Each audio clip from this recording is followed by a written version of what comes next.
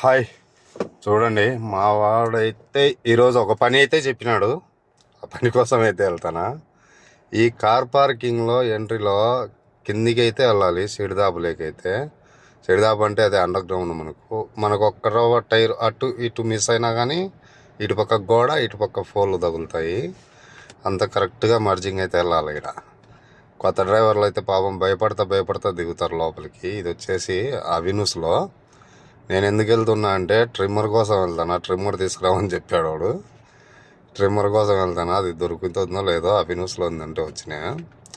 బయట పెట్టి వెళ్ళొచ్చు కదా, ఆల్గనం ముందు పక్కనే అనొచ్చు, ఎగ్జాక్ట్ పక్కనే.